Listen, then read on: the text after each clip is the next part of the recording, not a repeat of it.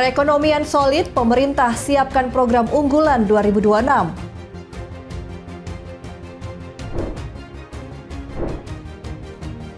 Jokowi akan fungsikan rumah pensiun di Colomadu jadi rumah dinas.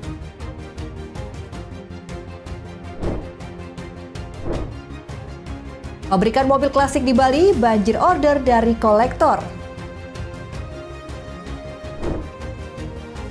Halo, selamat malam pemirsa setia Berita Nasional TV. Senang sekali Berita Nasional Malam kembali hadir menyapa Anda. Selain 3 berita utama tadi, akan ada informasi lainnya dari dunia politik, ekonomi, hingga isu sosial yang sedang hangat diperbincangkan. Bersama saya, Restu Wulandari, inilah Berita Nasional Malam selengkapnya.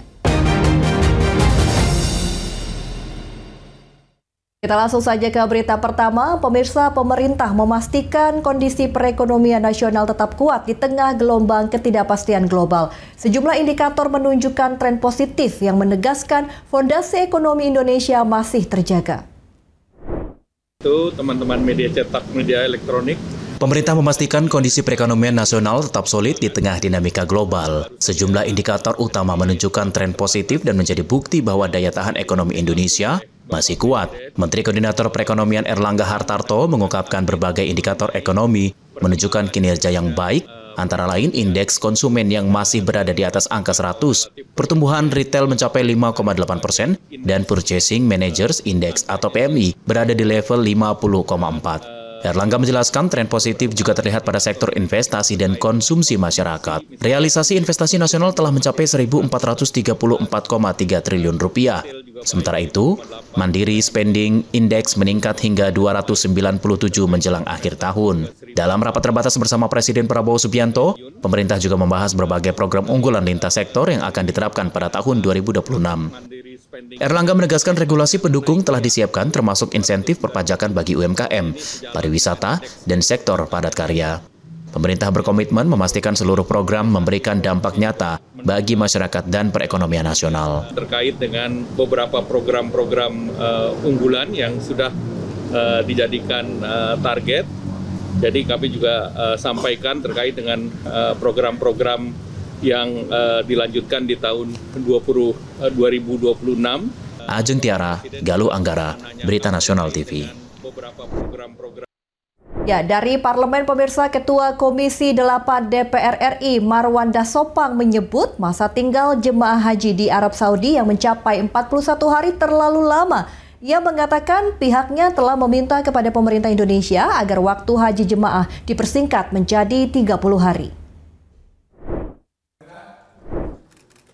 Ketua Komisi 8 DPR RI Marwan Dasopang mengatakan jika masa tinggal jemaah haji dilaksanakan dalam 30 hari, maka mampu menekan biaya penyelenggaraan ibadah haji.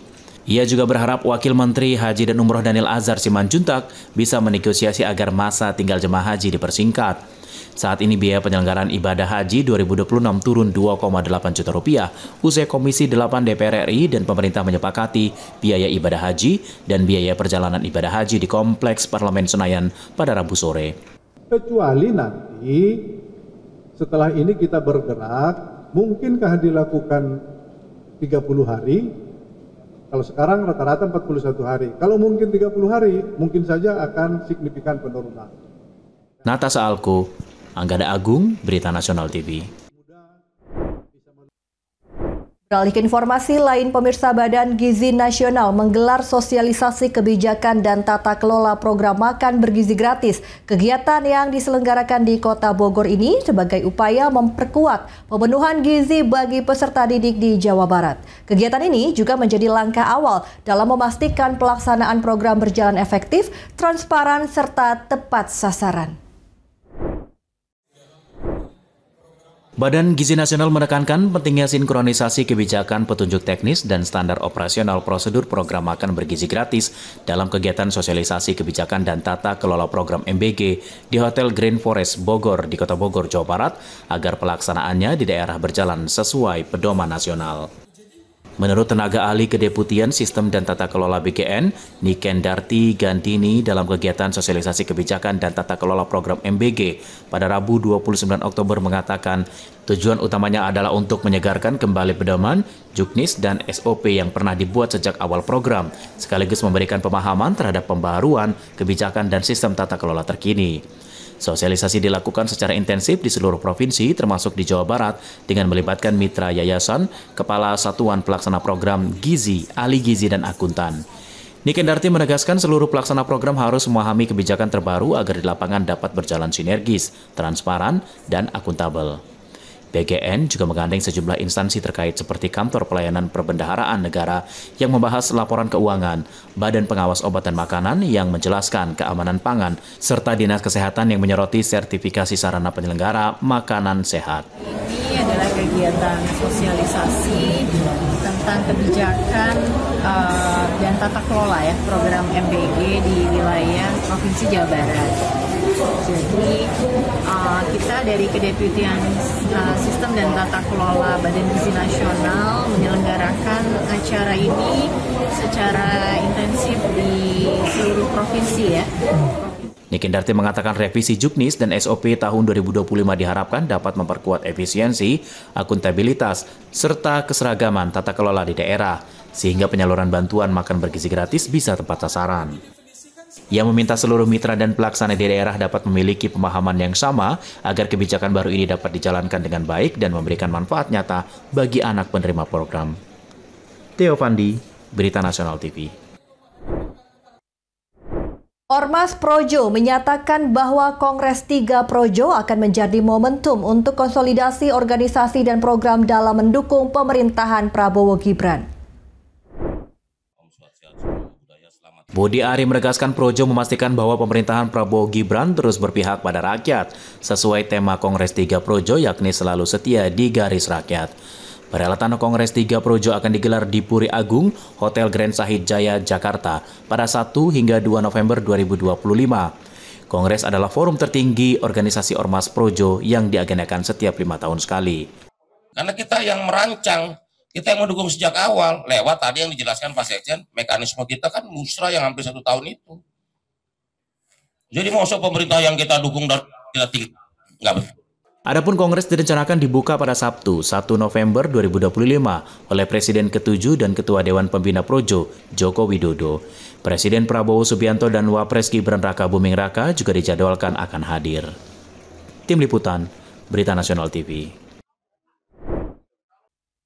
Badan Narkotika Nasional bersama pemerintah Provinsi DKI Jakarta meluncurkan program Jaga Jakarta Tanpa Narkoba. Pelaksanaan program ini dimulai melalui apel kebangsaan di Monumen Nasional Jakarta Pusat. Program tersebut diharapkan dapat menjadi gerakan bersama untuk mencegah penyalahgunaan narkotika di ibu kota. Kepala BNN Republik Indonesia Komjen Suyudi Aryo Seto secara resmi meluncurkan program Jaga Jakarta Tanpa Narkoba dalam apel kebangsaan di kawasan Monas, Jakarta Pusat. Dalam sambutannya, Suyudi menyampaikan bahwa Jakarta merupakan etalase bangsa Indonesia. Oleh karena itu, upaya pemberantasan penyalahgunaan narkoba harus dimulai dari ibu kota. Ia menegaskan, jika DKI Jakarta bersih dari narkoba, maka akan menjadi contoh dan inspirasi bagi daerah lain di seluruh tanah air. Menurutnya, narkoba bukan hanya permasalahan hukum, tetapi juga ancaman serius terhadap ketahanan nasional yang dapat merusak moral dan masa depan generasi muda. Program Jaga Jakarta Tanpa Narkoba merupakan hasil kolaborasi lintas sektoral antara pemerintah pusat, pemerintah daerah, penegak hukum, dunia pendidikan, dunia usaha, media massa, tokoh agama, dan masyarakat luas. Suyudi juga mengungkapkan penyalahgunaan narkoba telah merembet ke berbagai lapisan masyarakat tanpa memandang usia atau status sosial, dan menjadi momok yang merongrong stabilitas nasional. Berdasarkan penelitian bersama Balai Litbang, UI, dan BNN, kerugian ekonomi nasional akibat penyalahgunaan narkotika pada tahun 2023 mencapai 84,7 triliun rupiah per tahun. Kerugian tersebut meliputi hilangnya produktivitas tenaga kerja, biaya kesehatan dan pemulihan, serta dampak sosial yang ditimbulkan. Data yang didapatkan dari BNN dan BRIN tahun 2023, angka penyalahgunaan narkotika di Indonesia telah mencapai 1,73% atau sekitar 3,3 juta jiwa. DKI Jakarta sendiri termasuk dalam daerah dengan tingkat penyalahgunaan tertinggi di Indonesia bersama Sumatera Utara dan Kepulauan Riau. Untuk mengatasi hal ini, BNN meluncurkan berbagai program termasuk rehabilitasi keliling dan telerehab yang memudahkan masyarakat mendapatkan layanan konsultasi dan pemulihan. Mari kita lakukan pengawasan secara bersama-sama. Ya, jangan sampai anak-anak muda kita terus masuk, ya, terpapar makin jauh. Untuk itu dalam kesempatan momentum apel kebangsaan ini saya mengajak selaku Kepala BNN Republik Indonesia bersama Bapak Gubernur DKI diwakili oleh Bapak Sekda, Pak Kapolda, Pak Pangdam dan seluruh elemen masyarakat di Jakarta. Ya, mari ini menjadi percontohan untuk wilayah-wilayah lain. Kita bersemangat, kita berantas narkotika, ya, sampai ke akar-akarnya. Acara peluncuran ini dihadiri sejumlah pejabat seperti Sekretaris Daerah DKI Jakarta, Marullah Matali, Kapolda Metro Jaya Irjen Asep Edi Suheri, dan Pangdam Jaya Maijen Dedi Suryadi. Sana Sairus, Anggada Agung, Berita Nasional TV. 3, 2, 1. Informasi berita lainnya akan kami sajikan usai jeda berikut ini. Tetaplah bersama kami di Berita Nasional Malam.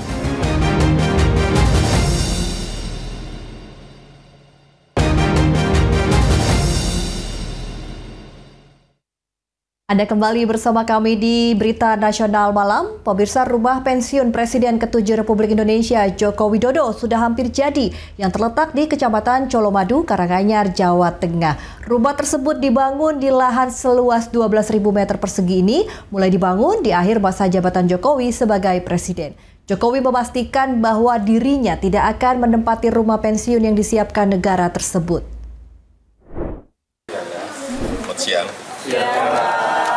Presiden ke-7 Republik Indonesia Joko Widodo memastikan dirinya tidak akan menempati rumah pensiun yang disiapkan negara di Jalan Adi Sucipto, Colomadu, Karanganyar. Jokowi memilih tetap tinggal di rumah pribadinya di Sumber, Solo. Jokowi menjelaskan rumah pensiun tersebut saat ini masih dalam proses penyelesaian dan belum diserahkan kepadanya dari Sekretariat Negara. Jokowi menyebut desain rumah tersebut dikerjakan oleh seorang arsitek dengan tetap mempertimbangkan masukan dari dirinya. Meski demikian, Jokowi tidak mengetahui sejauh mana progres pembangunan rumah tersebut. Setelah resmi diserahkan, Jokowi berencana menjadikan rumah pensiun itu sebagai tempat kegiatan pertemuan atau diskusi. Ia membuka kemungkinan rumah tersebut nantinya juga dapat digunakan untuk kegiatan publik. Meski disediakan rumah baru oleh negara, Jokowi menegaskan dirinya lebih memilih menetap di rumah lamanya di Sumber, Solo yang sudah menjadi tempat tinggal sejak lama. Keputusan Jokowi untuk tetap tinggal di Solo sekaligus menegaskan ia tidak akan berpindah domisili setelah purna tugas sebagai kepala negara. Jokowi menyatakan ingin tetap dekat dengan masyarakat dan menjalani kehidupan sederhana sebagaimana sebelumnya. Nanti rencananya akan ditempatnya tetap di rumah lama. Siap, mulai. Udah punya rumah kok. Kita udah punya rumah, meskipun rumahnya kecil, ya apapun tetap senang di rumah yang lama. Terus nanti difungsikan sebagai apa, Pak? Apanya? Untuk rumah yang di Colomadu. Ya, bisa aja untuk pertemuan. Sebelumnya, Jokowi mendapat rumah pensiun dari negara yang berlokasi di Jalan Adi Sucipto, Desa Blulukan, Kecamatan Colomadu, Kabupaten Karanganyar, Jawa Tengah. Pemberian rumah itu berdasarkan Undang-Undang Nomor 7 Tahun 1978 tentang Keuangan dan Administratif Presiden dan Wakil Presiden termasuk yang sudah pensiun. Saat ini rumah di atas lahan seluas 12.000 meter persegi itu masih dalam tahap penyelesaian. Dari Solo, Jawa Tengah, Raditya Hermansyah, Berita Nasional TV. Direktorat Reserse Narkoba Polda Metro Jaya gagalkan peredaran narkotika jenis tembakau sintetis di wilayah Kebonjeruk, Jakarta Barat. Petugas berhasil mengamankan 1 orang tersangka berinisial ADD dan menyita barang bukti seberat 843 gram.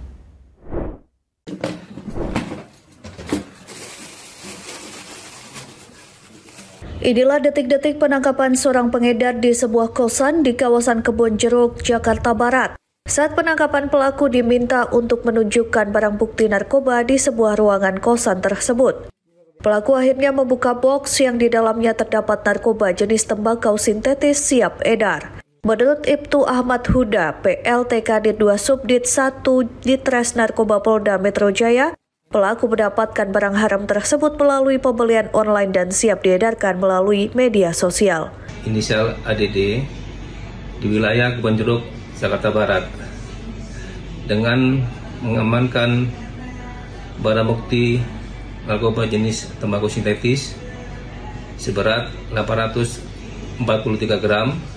Dalam pengungkapan tersebut, petugas mengamankan 1 orang pelaku dan telah ditetapkan menjadi tersangka berinisial ADD dengan barang bukti 6 plastik klip berisi tembakau sintetis seberat 843 gram dan 1 unit ponsel yang terhubung dengan akun media sosial yang digunakan untuk transaksi narkoba. Guna penyidikan lebih lanjut, tersangka dan barang bukti telah diamankan di Polda Metro Jaya. Dari Jakarta, Theo Fandi, Berita Nasional TV. Sakit karena ucapan korban, seorang pria tega membunuh tetangganya sendiri di kota Cimahi, Jawa Barat. Tak hanya menghabisi nyawa korban, pelaku juga mengambil sejumlah perhiasan dan uang tunai korban yang merupakan pemilik warung dan rental PlayStation.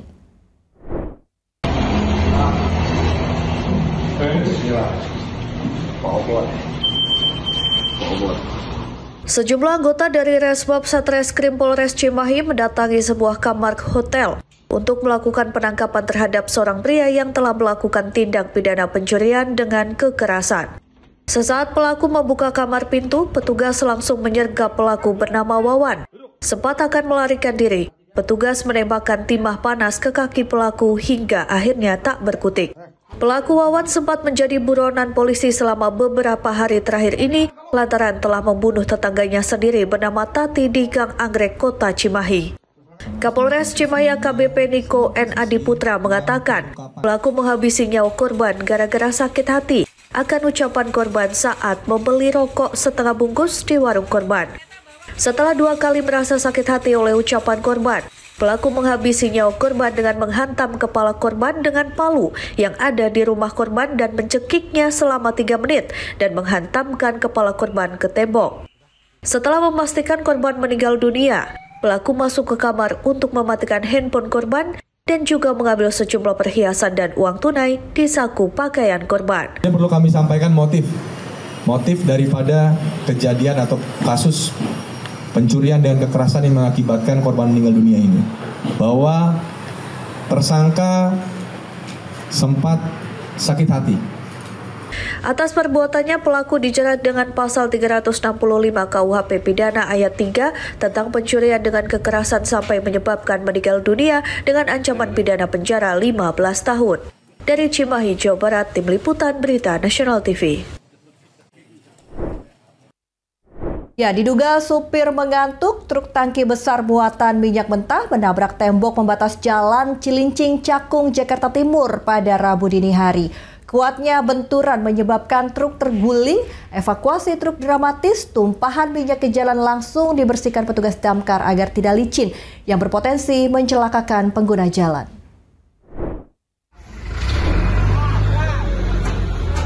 Sebuah truk tangki besar yang membawa minyak mentah terguling di Jalan Cilincing Cakung, Jakarta Timur pada Rabu dini hari. Proses evakuasi truk tangki terguling ini pun cukup dramatis. Beberapa kali ditarik oleh dam truk gagal karena kondisi truk besar dan jalan licin. Menurut saksi, sebelum mengalami kecelakaan, truk tangki yang syarat muatan minyak mentah melaju dari arah Cakung menuju Tanjung Priok, kemudian oleng dan menabrak beton pembatas jalan. Kuatnya benturan menyebabkan truk tangki terguling. Sang supir yang diduga mengantuk selamat dari kecelakaan tunggal tersebut dan hanya mengalami luka ringan. Jadi ini lagi ngeropi, lagi ngopi. Tiba-tiba truk ini tuh dari arah sana oleng ke kanan. Lihat sini aja bang. Oleng ke kanan, nabrak ini, udah gitu langsung nabrak pembatas yang itu kali kecil, pecah ban, terbalik. Petugas pemadam kebakaran yang datang ke lokasi langsung membersihkan minyak yang tumpah ke jalan dengan penyemprotan air untuk menghindari kecelakaan pengguna jalan. Dari Jakarta Timur, Tim Liputan Berita Nasional TV. Aksi pencurian kapal nelayan terjadi di perairan Muara Gading Mas, Kabupaten Lampung Timur, Lampung. Seorang pelaku ditangkap tim gabungan polisi dan TNI setelah terjadi kejar-kejaran selama 2 jam di laut. Drama penangkapan pelaku pencurian kapal ini terjadi pada Rabu saat sebuah kapal nelayan bernama KM Gading Jaya RSM dilaporkan hilang dari dermaga Muara Gading Mas. Tim gabungan Polair dan TNI AL yang menerima laporan langsung melakukan penyisiran di sepanjang perairan Labuan Maringgai. Sekitar 2 jam pengejaran, petugas berhasil menemukan kapal bersama seorang pelaku bernama Farid Hidayatullah yang berusaha melarikan diri ke tengah laut menuju perairan Jawa. Saat itu petugas langsung membawa kapal beserta barang bukti ke darat untuk pemeriksaan lebih lanjut. Saat tiba di darat, situasi sempat memanas karena warga dan nelayan yang emosi. Untuk menghindari keributan, petugas pun langsung melakukan evakuasi. Kini polisi masih memeriksa pelaku terkait motif dan kemungkinan adanya jaringan pencurian kapal lain di wilayah pantai timur Lampung. Tidak menemukan kapalnya yang telah hilang. Kemudian nakoda tersebut menghubungi di Polair Polda Lampung dan melakukan pencarian. Dari Lampung Timur Lampung, Tim Liputan Berita Nasional TV. Informasi berita lainnya akan kami sajikan usai jeda berikut ini. Tetaplah bersama kami di Berita Nasional Malam.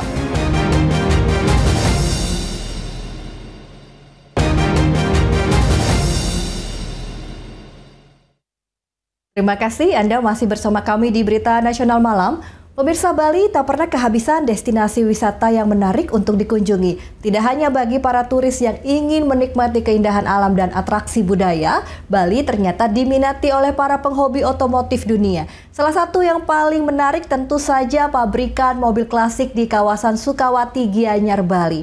Pabrik mobil klasik buatan tangan ini bahkan kebanjiran pesanan, terutama dari para kolektor otomotif dari berbagai belahan dunia.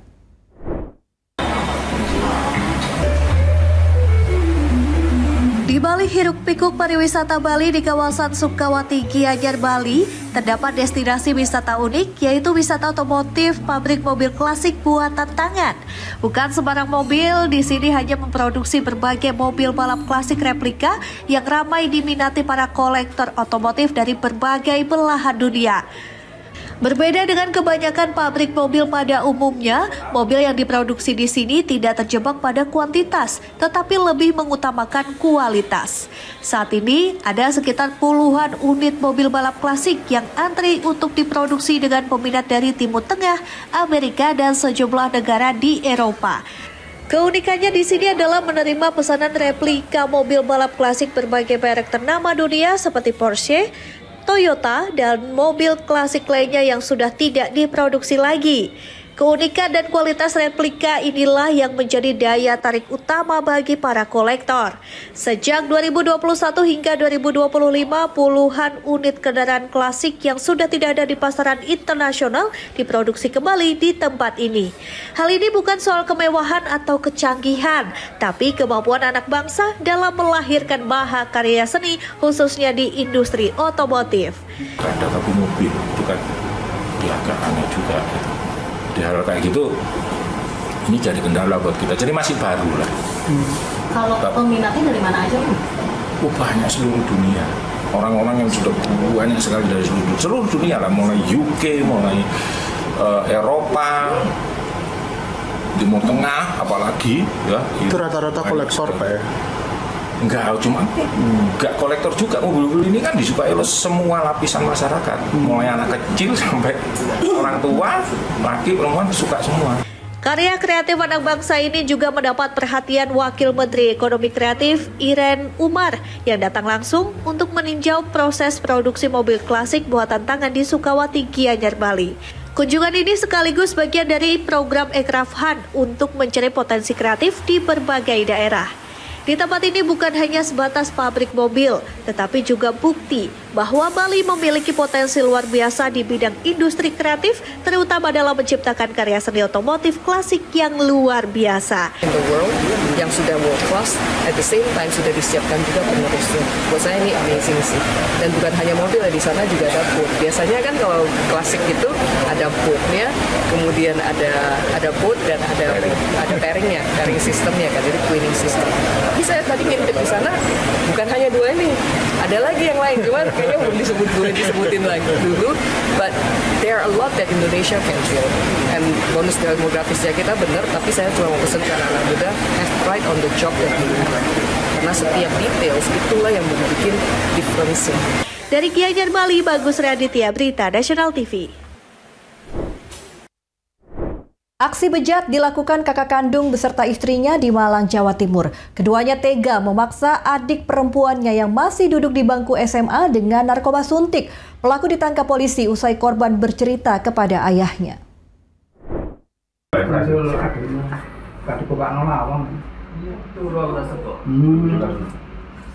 Inilah video amatir saat polisi bersama warga menggerebek kediaman Koko dan Dinda di Kecamatan Lawang, Kabupaten Malang. Keduanya tega menyekap adik kandungnya berinisial EC yang masih duduk di bangku SMA dan mencekokinya dengan narkoba suntik. Kakak kandung bersama istrinya ini nekat melakukan perbuatan bejatnya lantaran sakit hati kepada orang tuanya. Kapolres Malang KBP Danang Setio Pambudi menjelaskan, untuk memuluskan aksinya, kedua pelaku berpamitan kepada ayahnya mengajak jalan-jalan korban ke pantai pada 10 Oktober lalu.